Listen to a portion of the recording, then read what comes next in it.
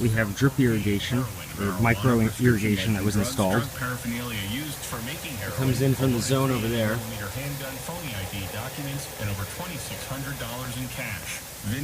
And then the half-inch pipe comes, and we have taps for heads. One there, one over there, one there, one there. We have drippers for the plants, another head there,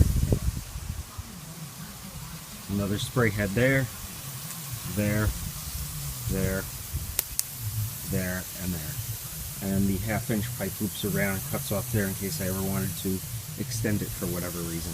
But it covers this entire garden, including the planters. There's small tubing running up to each planter on the side.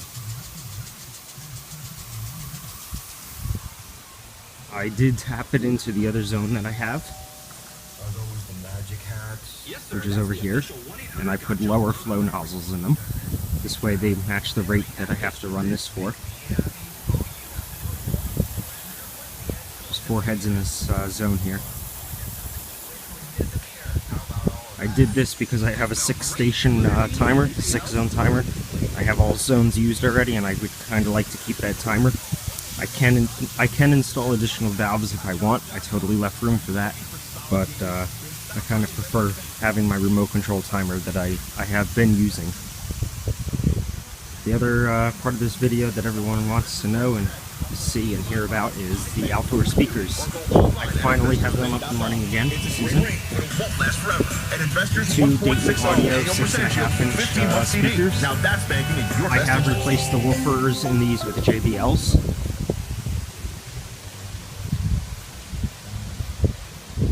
There's 2 over there. And we have 2 over here. Looks like we've got a barbecue going.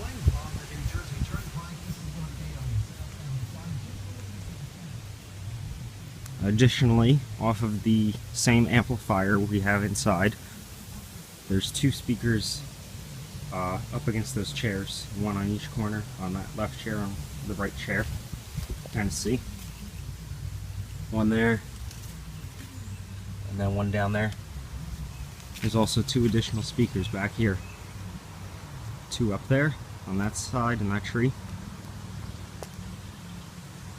And then 2 over there on that tree. All this cabling runs under the ground completely. It runs from that tree across the woods underground to that tree with the electrical.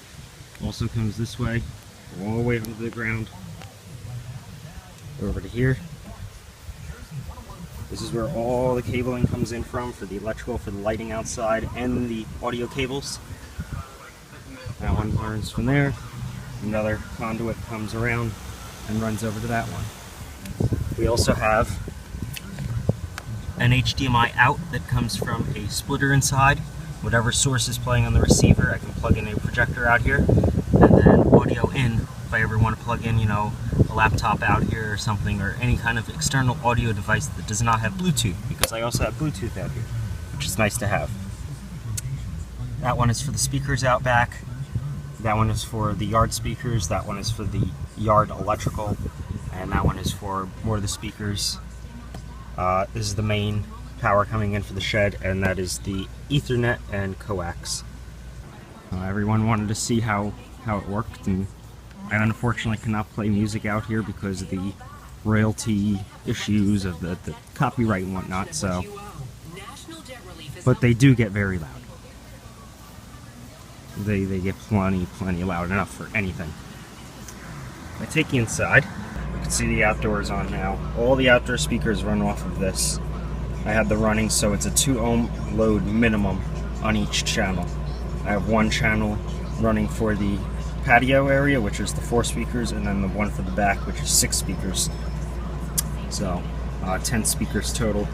I have the splitter set up here, the mixer, outdoor aux. That's where I have the jack on the outside. I can put in, it mixes it down to mono, because of course I have so many speakers in the yard. You don't want it coming in stereo, otherwise you'll be missing parts of everything. So everything is mixed down to mono, but I can change it over to stereo if I desired. A couple flip of the switches, so Also, we have video, which comes from the HDMI up there.